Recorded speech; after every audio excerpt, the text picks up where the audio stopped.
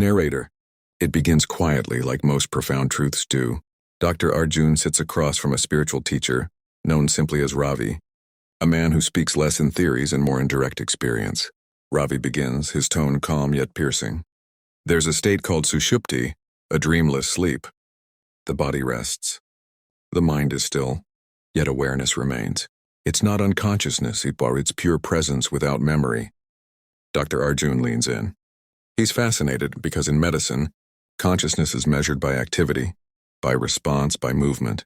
But Ravi speaks of something beyond the neurological, an awareness that stays awake even when the senses shut down. Ravi continues, if we could truly monitor the body's inner systems, not just brainwaves, but the deeper rhythms of being, we could transform anesthesia. We could bring people into stillness with minimal interference, without losing that subtle awareness that exists beneath the surface. He pauses, then adds softly, when memory disconnects, time disappears. When there's no time, there's no space. That's consciousness without boundaries. The doctor doesn't reply. He just listens, because something inside him knows this isn't just philosophy. It's the frontier of understanding what it means to be truly aware. 2 years ago, he begins, I asked Ravi a simple question. We know anesthesia works, but how does it really work? He expected a scientific explanation about neurons and neurotransmitters. Instead, Ravi's answer changed everything. Anesthesia doesn't touch consciousness, Ravi had said. It only takes away memory. That one sentence kept Dr. Arjun awake for nights. How could someone lose awareness but still have consciousness untouched? It went against everything he'd been taught. He recalls, it made me wonder, and maybe we've been defining consciousness too narrowly. Maybe it isn't just electrical activity in the brain. Maybe it's something far deeper, something that exists even when the brain goes silent.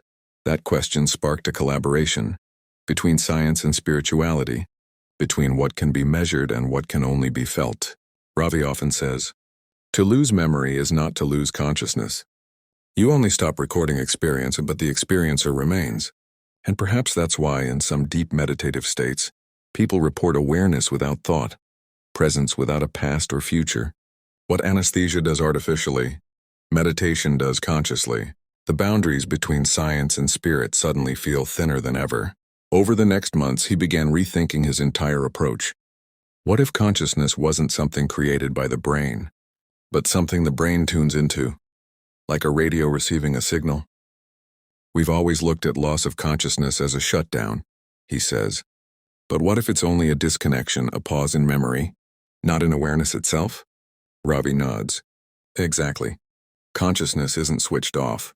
It's simply beyond the scope of your current instruments. He explains how true awareness doesn't depend on sensory input or recall. When the mind, memory, and identity go silent, what remains is consciousness in its purest form. That's what deep sleep, sushupti, really is, and what advanced meditation tries to touch. Dr. Arjun looks thoughtful. If science and spirituality ever join hands here, he says, we might not just understand anesthesia better, we might understand life itself better. Ravi smiles. When you disengage from memory, time ends. And when time ends, space dissolves. That's not unconsciousness, that's freedom. The two sit in silence, but it's not empty. It's a silence full of knowing, where science meets soul, and the mystery of consciousness remains beautifully awake.